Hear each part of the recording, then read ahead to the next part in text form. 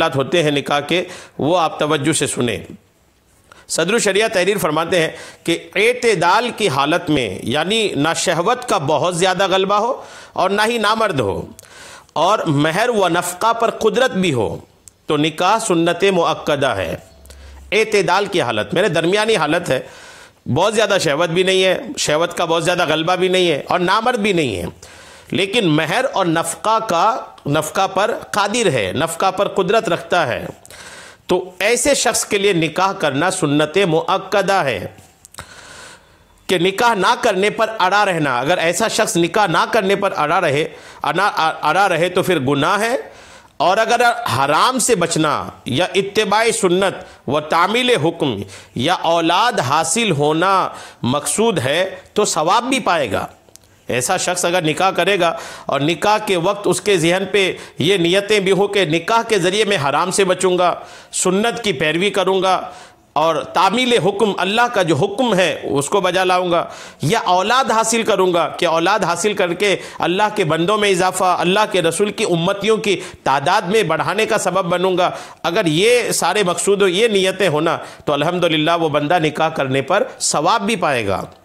اور اگر محض لذت یا قضائے شہوت منظور ہو، نکاح کرنے والا اگر صرف اپنی شہوت پوری کرنا، صرف لذت حاصل کرنا، یہ اگر اس کا منظور ہو، یہ مقصود ہو، یہ ارادے میں ہو، تو نکاح تو ہو جائے گا لیکن نکاح کا ان کو کوئی ثواب نہیں ملے گا۔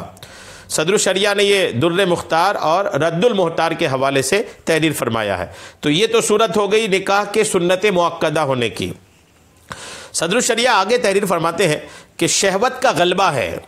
اور ایسا غلبہ ہے کہ اگر نکاح نہ کرے تو معاذ اللہ اندیشہ زنا ہے،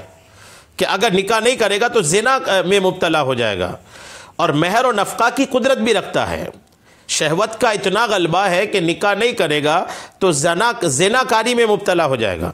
اور پھر ایسی مالی حالت بھی ایسی ہے کہ مہر اور نفقہ پر بھی قدرت رکھتا ہے، تو نکاح ایسے شخص پر کرنا واجب ہے، ایسے شخص پر نکاح کرنا واجب ہے۔ یوں ہی جبکہ اجنبی عورت کی طرف نگاہ اٹھنے سے روک نہیں سکتا، نگاہوں کی حفاظت نہیں کرتا، اجنبی عورت کی طرف نگاہ اٹھنے کا اندیشہ ہے، روک نہیں سکتا اٹھنے سے، یا معاذ اللہ ہاتھ سے کام لینا پڑے گا۔ ہاتھ سے کام لینے کا مطلب ہوتا ہے مشت زنی، اپنے ہاتھ سے اپنے آلہ تناسل کو پکڑ کے جو یوں ایک شہوت پیدا کر کے منی خارج کرتے ہیں، جس کو مشت زنی کہتے ہیں، اس پر امام اہل سنت اعلی حضرت مولانا شاہ امام احمد رضا خان فاضل بریلوی رحمۃ اللہ علیہ فتاوی رضویہ شریف کے جلد 22 کے صفحہ نمبر 206 پر ارشاد فرماتے ہیں کہ یہ فعل ناپاک، حرام و ناجائز ہے۔ مشت زنی جو ہے یہ ناجائز حرام ہے۔ حدیث پاک میں ہے کہ جلق لگانے والے یعنی مشت زنی کرنے والے پر اللہ تعالیٰ کی لعنت ہے۔ تو یہ مشت زنی سے تو پرہیز ہی کرنا چاہیے، لیکن اگر کوئی ایسا ہے کہ اپنی نگاہ اٹھنے سے روک نہیں سکتا یا معاذ اللہ ہاتھ سے کام لینا پڑے گا تو ایسے شخص پر نکاح واجب ہے۔ تو نکاح کن پر واجب ہے آپ نے سن لیا، شہوت کا غلبہ ہے، نکاح نہیں کرے گا تو زنا میں مبتلا ہونے کا اندیشہ ہے، مہر اور نفقہ پر قدرت بھی رکھتا ہے تو بھی نکاح واجب ہے۔ ویسے ہی اپنی نگاہوں کو دیگر عورتوں کی طرف اٹھنے سے روک نہیں سکتا یا معاذ اللہ مشت زنی کرنا پڑے گا تو ایسے شخص کے لیے نکاح کرنا واجب ہے۔ اور اس کے بعد یہ تو واجب اور سنت مؤکدہ کی صورت ہو گئی۔ اس کے بعد صدر الشریعہ تحریر فرماتے ہیں یہ یقین ہو کہ نکاح نہ کرنے میں زنا واقع ہو جائے گا، یہ یقین اگر ہو، اندیشہ اب نہیں، یقین ہو گیا کہ اگر نکاح نہیں کرے گا تو وہ زنا کاری میں مبتلا ہو ہی جائے گا، تو پھر ایسے شخص پر نکاح کرنا فرض ہے۔ اب ان پر فرض ہو جائے گا، چونکہ اب یقین جب ہو گیا کہ اب یہ زنا کاری میں مبتلا ہو ہی جائے گا تو اب ان کو پھر کوئی ایسی گنجائش نہیں دی جائے گی، ان پر فرض ہوگا کہ اب یہ نکاح کرے۔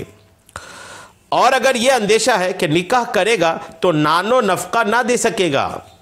اگر یہ اندیشہ ہے کہ نکاح کر لیا اگر تو نان و نفقہ خرچہ جو ہے وہ نہیں دے پائے گا، یا جو ضروری باتیں ہیں ان کو پورا نہ کر سکے گا، تو پھر نکاح کرنا مکروہ ہے۔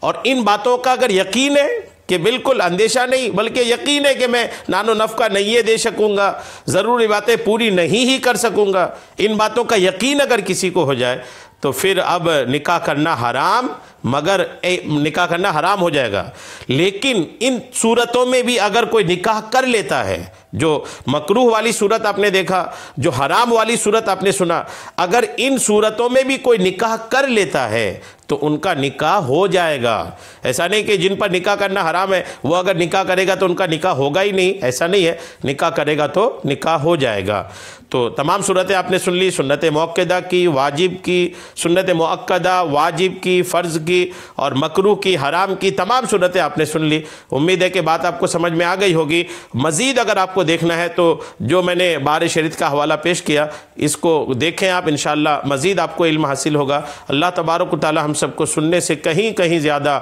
عمل کی توفیق عطا فرمائے۔ آمین بجاہ النبی الامین صلی اللہ تعالی علیہ وسلم۔